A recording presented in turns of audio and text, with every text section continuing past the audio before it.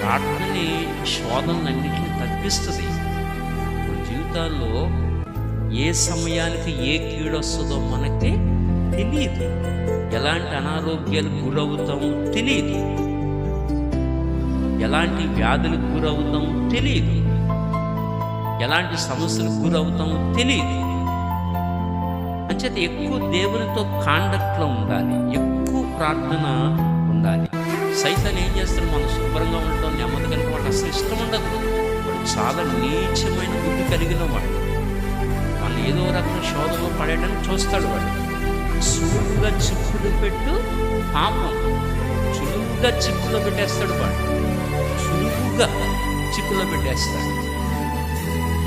అంచేత ఆ చిక్కుల్లో మనం చిక్కుకోకుండా ఉండాలి, శోధనలో పడిపోకుండా ఉండాలి అంటే మనం దేవునితో ఎక్కువ సంబంధం కలిగి